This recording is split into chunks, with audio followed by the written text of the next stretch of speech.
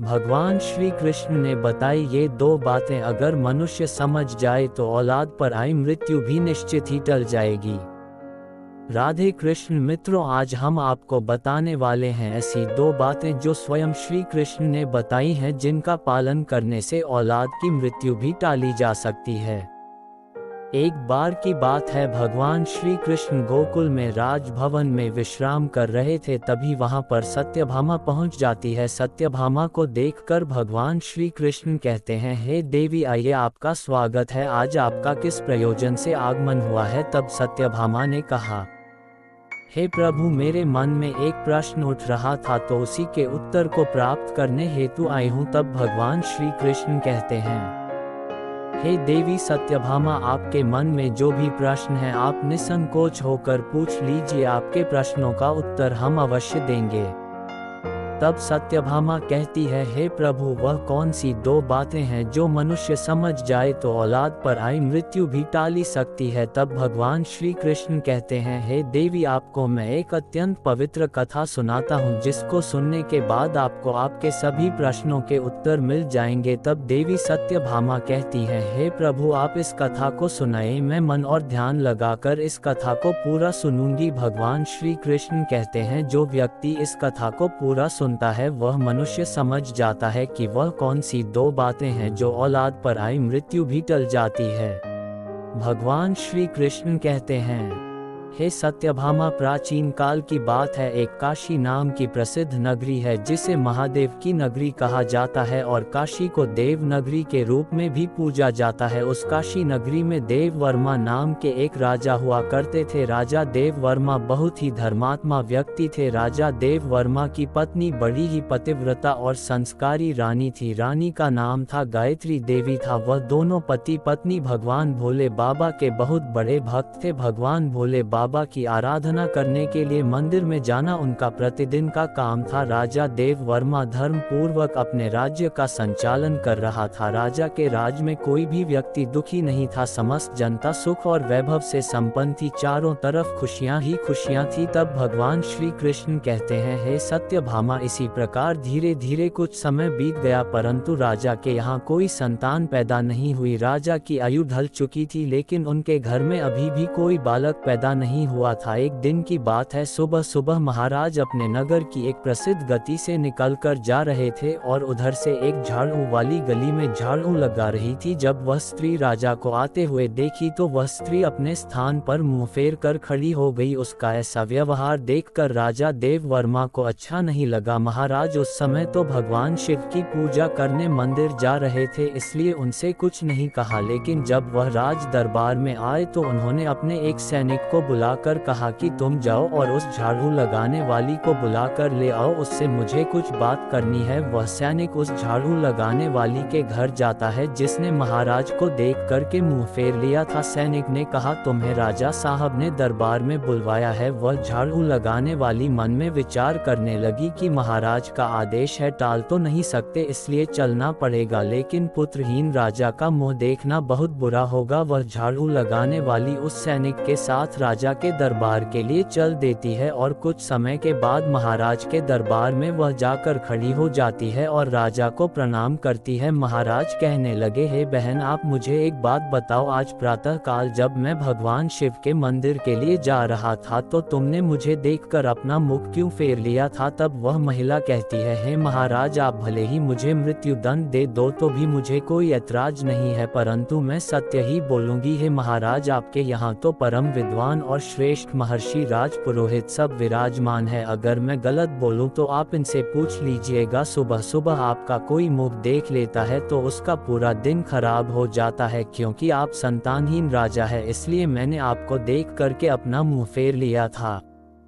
राजा देव वर्मा इस बात को सुनकर के बड़े अचंभित हुए। मन में विचार करने लगे कि यह स्त्री तो बिल्कुल सही कह रही है। यदि किसी नगर का राजा पुत्रहीन है तो वास्तव में यह अच्छा नहीं है। आगे भगवान श्री कृष्ण कहते हैं, हे देवी सत्यभामा, राजा ने उस झाड़ू वाली को उसके घर भेज दिया और मन मैं विचार करने लगे कि अब तो मुझे भगवान शिव के यहाँ जाकर एक पुत्र प्राप्ति यज्ञ करना चाहिए। ऐसा विचार करके राजा अपने महलों में आए और अपनी महारानी से कहने लगे कि हे रानी, हमारे नगर के लोगों को हमारा मुंह देखने से बहुत तकलीफ होती है, क्योंकि हम संतानहीन हैं, हमारी कोई संतान नहीं है। चलिए भगवान शिव के दरबार में चलते हैं और भगवान भोलेनाथ से आराधना करेंगे कि वह हमें एक पुत्र प्रदान करें। भगवान श्री कृष्ण कहते हैं, हे देवी। यही विचार करके देव वर्मा और रानी दोनों भगवान शिव के मंदिर में जाते हैं और वहां जाकर उन्होंने पुत्र प्राप्ति यज्ञ का आयोजन किया। अब राजा रानी के पुत्र प्राप्ति यज्ञ करने पर भी संतान उत्पन्न न हुई। राजा का पुत्र प्राप्ति यज्ञ भी निष्फल हो गया। इधर जो यज्ञ करने वाला पंडित था वह भी यह जानकर बड़ा चिंतित हुआ कि आज तक मैंने जितने भी यज्ञ करवाए हैं कोई भी यज्ञ निष्फल नहीं गया है। लगता है राजा का भाग्य ही खोटा है। राजा के भाग्य में भगवान ने कोई संतान लिखी ही नहीं, इसलिए तो पुत्र प्राप्ति यज्ञ निष्फल हो गया। श्री कृष्ण कहते हैं, हे देवी सत्यभामा। राजा देव वर्मा भी बड़ा धैर्यवान था। इस बात से राजा बिल्कुल भी विचलित नहीं। राजा बड़ा ही धैर्य धारण करने वाला था। उसने अपने मंत्री से कहा, मंत्री जी, आप मेरी अनुपस्थिति में राज्य का संचालन करो। मैं अब भगवान शिव की आराधना करूंगा। ऐसा निश्चय करके राजा भगवान शिव के मंदिर में बैठकर उनकी तपस्या करने लगता है और इस तरह से धीरे धीरे तपस्या करते हुए राजा को 1 साल गुजर जाते हैं। इधर भगवान शिव भी सोचने लगे कि मुझे अब इस भक्त के पास जाना चाहिए। कुछ समय बाद भगवान शिव नंदी के साथ में राजा के सामने प्रकट होते हैं और कहने लगते हैं, हे राजन, मैं तुमसे अति प्रसन्न हूँ, वरदान मांगो। तुम मुझसे क्या वरदान चाहते हो? राजा ने कहा, हे प्रभु, आप तो अंतर्यामी है, सबके मन की बात जानते हैं। राजा कहता है, हे प्रभु, जैसे हंस बिना सागर सुना है, कोयल के बिना जैसे बाग सुनी है, उसी प्रकार पुत्र बिना मेरा समस्त कुल सुना है। राजा की बात सुनकर भगवान शिव बोले, हे राजन, वैसे तो तुम्हारे भाग्य में 7 जन्मों तक कोई संतान नहीं है, परंतु तुमने मेरी आराधना की है, मैं इसीलिए तुम्हें एक पुत्र प्रदान कर रहा हूँ। लेकिन ध्यान रखना, उस पुत्र की आयु मात्र 25 वर्ष होगी। 25 वर्ष तक वह तुम्हें पुत्र का सुख देकर पुनः अपने स्थान को लौट जाएगा। राजा ने सोचा, चलो 25 वर्ष ही सही, कम से कम संतानहीन होने का कलंक तो मिट जाएगा। राजा ने कहा, जो भी हो प्रभु, आप मुझे पुत्र प्रदान कर दीजिए। दोस्तों, उसी समय भगवान भोले बाबा ने अपने एक गण को बुलाया और उससे कहा कि तुम जाओ 25 साल के लिए इस राजा के पुत्र के रूप में जन्म ले लो। राजा मंदिर में से भगवान भोले बाबा का वरदान लेने के बाद वापस अपने महल में लौट जाता है और वह सूचना अपने राज पुरोहित और महारानी को सुनाता है कि भगवान भोले बाबा ने मुझे वरदान दे दिया है, अब हमारे घर में बहुत जल्द पुत्र प्राप्त हो जाएगा। भगवान श्री कृष्ण कहते हैं, हे देवी सत्यभामा। अब धीरे धीरे समय व्यतीत हुआ और भगवान भोले बाबा के वरदान के अनुसार रानी गायत्री देवी गर्भ धारण करती है। ये देखकर राजा के घर में खुशी की लहर दौड़ जाती है। राजा बहुत प्रसन्न होता है। समय के अनुसार भगवान भोले बाबा के उस महान गण ने राजा के पुत्र रूप में जन्म ले लिया। ये देखकर राजा और रानी बड़े प्रसन्न हुए। संपूर्ण काशी नगर में उत्सव मनाया गया कि महाराज के यहाँ पुत्र का जन्म हुआ है। संपूर्ण नगर में खुशियां मनाई गई। ब्राह्मण ने उस पुत्र का नाम रुद्र प्रताप रखा। धीरे धीरे रुद्र प्रताप बड़ा होने लगा। राजकुमार रुद्र प्रताप अपने पिता की तरह बड़े ही धर्मात्मा और ईश्वर भक्त थे। राजा का पुत्र बड़ी तेजी से बड़ा होने लगा। धीरे धीरे समय गुजरता चला गया। इस बात से राजा बहुत प्रसन्न रहता था, क्योंकि उसके घर में एक पुत्र जो आ गया था। पुत्र के लाड प्यार और लालन पालन में राजा वह बात भूल जाता है कि इस पुत्र की आयु मात्र 25 वर्ष है। जब उस पुत्र की आयु 15 वर्ष की होती है तो उन्हीं दिनों की बात है। एक दूसरे नगर का राजा था, राजा तेज सिंह। उसकी एक पुत्री थी जिसका नाम था वैदेही। वैदेही रूप में इंद्र की अप्सराओं की तरह लगती थी। वह एक परम सुंदरी कन्या थी। वह कन्या भी बड़ा दान धर्म किया करती थी। बचपन से ही उसे अपने माँ बाप द्वारा धर्म करने के संस्कार मिले थे। वह प्रत्येक जीव पर दया रखती थी। सवेरे उठकर सबसे पहले पक्षियों को दाना चुगा करती थी और अपने द्वार पर आए हुए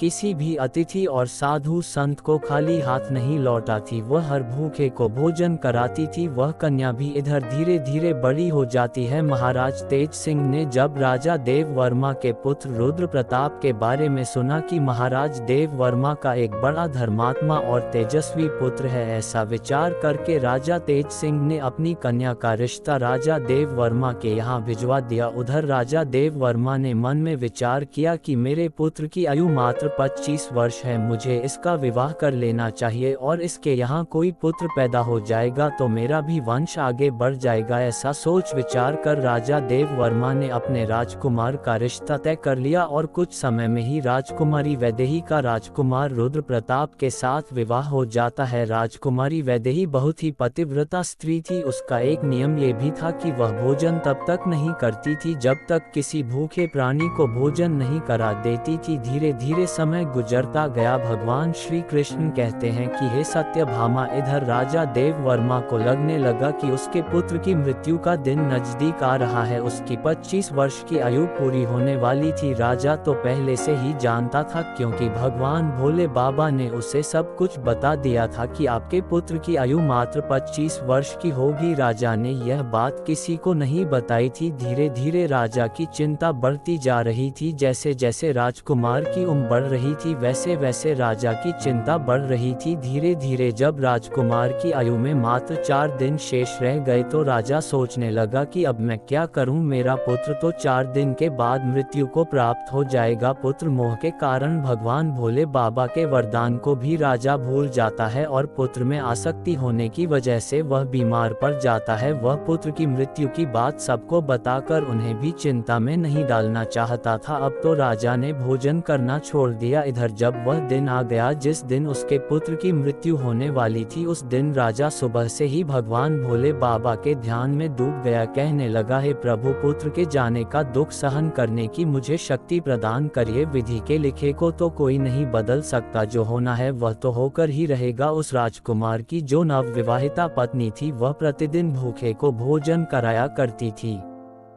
पक्षियों को दाना चुगा करती थी। रोज की तरह उस दिन भी वह अपने धर्म कर्म में लगी हुई थी। इधर यमलोक में यमराज ने देखा कि आज राजकुमार रुद्र प्रताप की मृत्यु का दिन है तो यमराज तुरंत अपने 2 दूतों को आदेश दे देते हैं कि जाओ, अब से 1 घंटे के बाद तुम्हें राजकुमार रुद्र के प्राण उसके शरीर से निकाल कर लाने हैं। राजकुमार रुद्र प्रताप के प्राण तुम ऐसे नहीं निकाल सकते, इसके लिए तुम्हें एक सर्प के पास जाना होगा और उस राजकुमार की मृत्यु के लिए उसे प्रेरित करना होगा, क्योंकि उस राजकुमार की मृत्यु सर्प के डसने से ही होगी। कोई सर्प उसे डसेगा तभी हम उसके प्राण हर सकते हैं। यमराज ने अपने दोनों दूतों से कहा कि जाओ और शीघ्रता से अपना ना काम करो और 1 घंटे के अंदर ही उसके प्राणों को लेकर आना है। यमराज की आज्ञा पाते ही 2 यमदूत राजकुमार रुद्र प्रताप के प्राण लेने के लिए चल दिए और उधर यमराज की माया से प्रेरित होकर एक सर्प मन में विचार करने लगा कि आज मुझे राजमहल में प्रवेश करना चाहिए और राजमहल में मुझे घूमकर देखना चाहिए। अब तो वह सर्प घूमता घूमता चला जा रहा था और के राजमहल में प्रवेश कर गया। अब वह सर्प तो यमराज से प्रेरित था, इसलिए घूमता हुआ वह राजकुमार के बिस्तर पर पहुंच जाता है। जहां राजकुमार सोता था वहां जाकर राजकुमार के बिस्तर के पास बैठ जाता है। यमराज के दोनों दूत राजमहल के द्वार पर खड़े हो जाते हैं और समय पूरा होने का इंतजार करने लगते हैं। सोचते हैं कि 1 घंटे का समय कब खत्म होगा, कब ये नाग उस राजकुमार को डसेगा, तब हम उसके प्राणों को लेकर यमलोक जाएंगे। इस प्रकार यम के दूत विचार कर ही रहे होते हैं। तभी क्या होता है, किसी दूसरे एक गांव में एक गरीब व्यक्ति रहता था। उसकी एक पुत्री थी। उस पुत्री का विवाह उन्होंने समय पर कर दिया, परंतु उस पुत्री का जो पति था वह बहुत मदिरा पीता था और जुआ खेलना, वैश्यागमन करना उसका काम था। इसलिए वह उस गरीब दंपति की पुत्री को हमेशा परेशान किया करता था, उसको मारता पीटता था, उसे घर से निकालना चाहता था। उस गरीब दंपति की पुत्री वहां अपने पति के साथ कुछ समय तक रहती रही। उसके बाद वह गर्भ धारण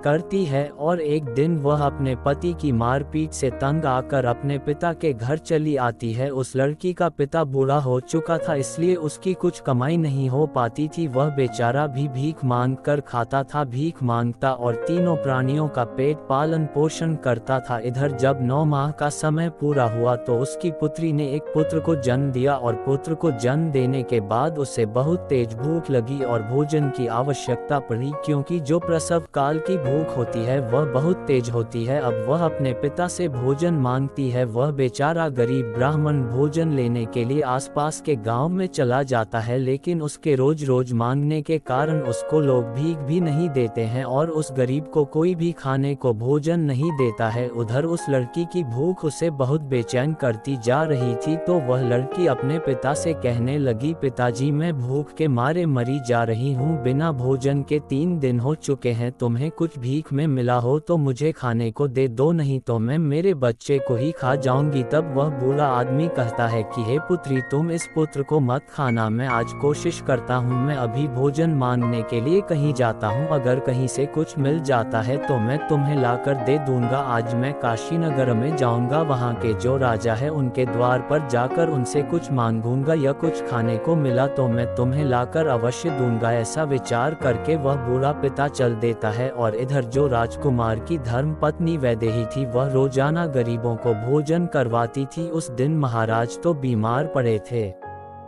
क्योंकि पुत्र मोह के कारण वह अपने कक्ष में पड़े हुए थे, इसलिए आज उसने गरीबों को कोई भोजन तो नहीं कराया, परंतु उसने अपने पति के लिए जो भोजन बनाया था उसमें कई प्रकार के व्यंजनों से और पकवानों से सजा करके भोजन का थाल सजाकर उसने रख दिया था कि उसके पति आएंगे तो वह उन्हें भोजन करा देगी। लेकिन इतने में वह बूढ़ा आदमी उसके द्वार पर पहुंच जाता है। इधर राजकुमार रुद्र प्रताप की पत्नी वैदेही को द्वार पर खड़ा वह दीनहीन वृद्ध आदमी दिखाई दे जाता है और उस बूढ़े को देख करके उसे दया आ जाती है। बूढ़े आदमी ने उसकी तरफ देखा तो कहने लगा, है बेटी, यदि मुझे इस समय कुछ भोजन मिल जाए तो तुम्हारा बड़ा एहसान होगा। रानी ने देखा कि यह कोई गरीब आदमी है और मुझसे भोजन मांग रहा है, ये भोजन तो मैंने अपने पति के लिए बनाया है, अगर यह भोजन मैं इसे दे दूंगी तो मेरा पति क्या खाएगा। फिर उसने सोचा कि मेरे पति तो अभी आए भी नहीं है, वह अपने बीमार पिता के पास बैठे हैं, तब तक मैं ये भोजन इस बेचारे गरीब व्यक्ति को दे देती हूँ, मेरे पति आ जाएंगे तो मैं उनके लिए और भोजन तैयार कर दूंगी। इतना कहकर राजकुमारी वैदेही ने जो भोजन अपने पति के लिए बना कर रखा था, उन स्वादिष्ट व्यंजनों से सजी हुई थाली उस गरीब बूढ़े आदमी को दे दी। बूढ़ा आदमी उस भोजन को लेकर चला जाता है। वह बड़ी शीघ्रता से चलता हुआ और भोजन को लेकर के अपने घर आ जाता है, क्योंकि उसकी पुत्री 3 दिन से भूखी थी। और उधर क्या होता है, जो राजा का पुत्र था, अपने पिता की देखभाल करने के बाद उनको वैद्य को दिखाने के बाद राजा के कक्ष से निकलकर अपने कक्ष की ओर जाने लगता है। उसके महल के द्वार पर 2 यमदूत तैयार खड़े थे और वह नाग उसको डसने के लिए उसके बिस्तर पर बैठा हुआ था। उधर उस वृद्ध ने वह भोजन ले जाकर अपनी पु को दे दिया। तब भगवान श्री कृष्ण कहते हैं, हे देवी सत्यभामा, आप ये ध्यान रखें कि किसी भी विपत्ति को टालने के लिए आपको एक संकेत मात्र मिलता है, और यदि आप उस समय को पहचान गए, उस संकेत को समझ गए, तो बड़ी से बड़ी विपत्ति भी टाली जा सकती है। राजकुमार ने अपने कक्ष में जाने के लिए जब सीढ़ियों पर पैर रखा तो उसे छींक आ गई। उधर उसका निर्धारित पूरा होने वाला था। यम के दूत बड़े उतावले हो रहे थे कि 1 घंटे का समय पूरा होने वाला है, उसमें कुछ ही क्षण शेष बचे हैं। साथ ही साथ उधर वह नाग गुस्से में बैठा हुआ उसके आने का इंतजार कर रहा था कि वह राजकुमार आएगा और उसे मैं डस लूंगा। उधर उस बूढ़े आदमी ने भोजन ले जाकर अपनी बेटी को दे दिया। लड़की ने जब भोजन खाया तो पूछने लगी, पिताजी यह भोजन आपको किसने दिया है। लड़की के पिता ने कहा, पुत्री यह भोजन यहाँ की महारानी ने दिया है, यहाँ के राजा की जो पुत्र वधू है उसने मुझ पर दया करके ये स्वादिष्ट भोजन मुझे दिया है। भोजन देखकर लड़की की आत्मा से दुआ निकलने लगी। वह भगवान से प्रार्थना करने लगी और कहने लगी, हे भगवान, जिसने भी यह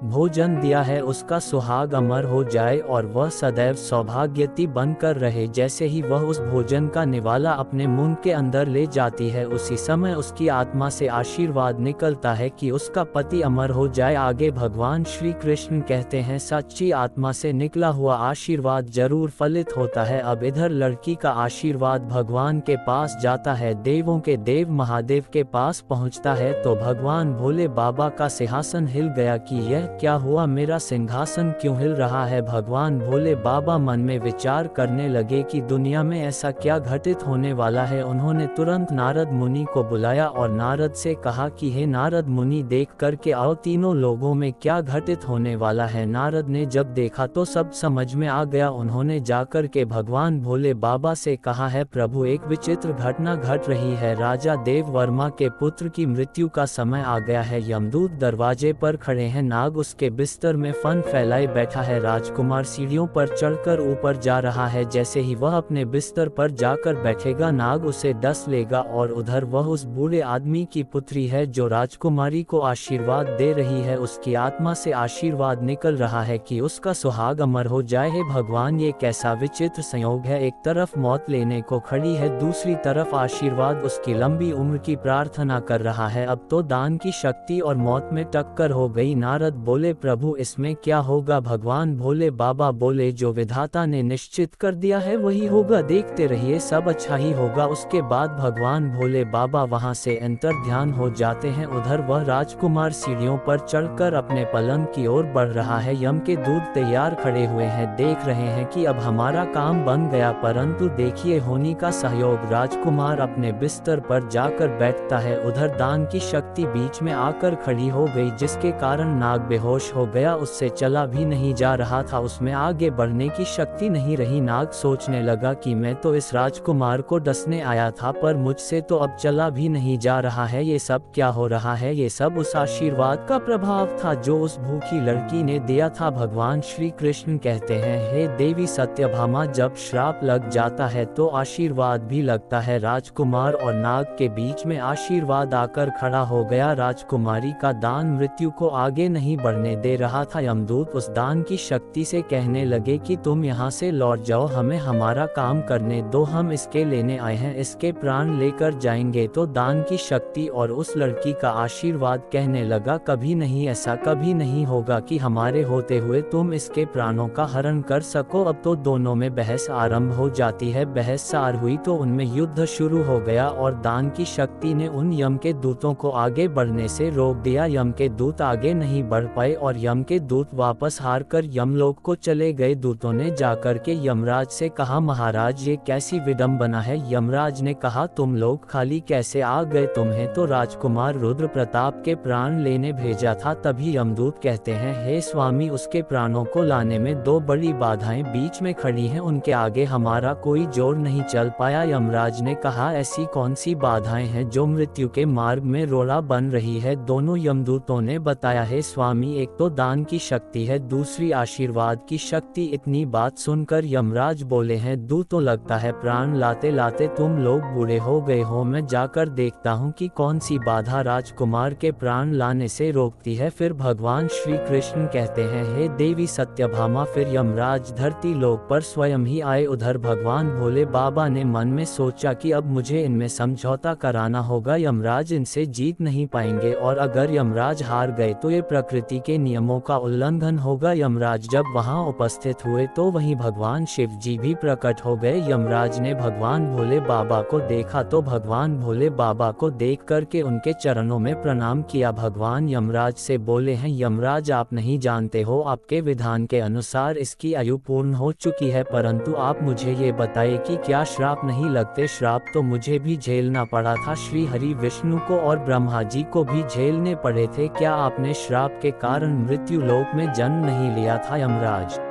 कहने लगे, हे भगवान, वह तो मुझे ऋषि के श्राप का मान रखना था। तो भगवान शिव बोले कि जब तुम एक श्राप का मान रख सकते हो तो उसी तरह से किसी की आत्मा से निकलने वाले आशीर्वाद का भी मान रख सकते हो, उसे आप कैसे निष्फल कर सकते हो। यमराज भगवान भोले बाबा से बोले, हे प्रभु, अब इसका उपाय आप ही बताइए, मैं क्या कर सकता हूँ। तो भगवान भोले बाबा यमराज से बोले कि आप इस राजकुमार की आयु 110 वर्ष कर दीजिए और 110 वर्ष के बाद इसको आप ले जाना। यह उस शक्ति के आशीर्वाद के कारण और वरदान के कारण मृत्यु के योग्य नहीं रहा है, इसलिए मृत्यु को इसने जीत लिया है। भगवान भोले बाबा के कहने पर यमराज ने प्रकृति के नियमों में परिवर्तन कर दिया और राजकुमार रुद्र प्रताप की आयु को बढ़ाकर 110 वर्ष कर दिया। उसके बाद यमराज यमलोक को वापस लौट गए। इधर राजकुमार रुद्र प्रताप की आयु 110 वर्ष की हो जाती है। भगवान श्री कृष्ण कहते हैं, हे सत्यभामा, इस प्रकार से एक भूखे को भोजन दान देने पर राजा की औलाद पर आई मृत्यु भी टल गई। इसीलिए तो मनुष्य के अच्छे कर्म, दया भाव, दीनहीन की सेवा मृत्यु को भी टालने का सामर्थ्य रखते हैं। लेकिन मनुष्य ये देखना चाहिए कि जिसको वह दान दे रहे हैं वह उस दान का पात्र होना चाहिए, अर्थात वह दान देने के योग्य है या नहीं। यदि मनुष्य सुपात्र को दान देते हैं तो उस दान के सामने मौत भी पराजित हो जाती है। यदि कोई व्यक्ति किसी की सेवा करके और उसके कठिन समय में काम आकर उसकी मदद करते हैं और यदि किसी का आशीर्वाद लेते हैं तो वह आशीर्वाद मृत्यु को भी टाल सकता है। दान की और आशीर्वाद की शक्ति बहुत बड़ी होती है, उस शक्ति से बड़ा संकट भी टल जाता है। इस प्रकार से भगवान श्री कृष्ण ने देवी सत्यभामा को बताया है कि वह कौन सी दो बातें हैं जो औलाद पर आई मृत्यु भी टाल सकती है। आशा करते हैं कि आप लोगों को भी पता चल गया होगा कि वह कौन सी दो बातें हैं जो औलाद पर आई मृत्यु को भी टालने की शक्ति रखती है। अंत में यदि आप भी श्री कृष्ण के भक्त हैं तो वीडियो लाइक करके कमेंट में जय श्री कृष्ण लिखकर चैनल को सब्सक्राइब जरूर करना।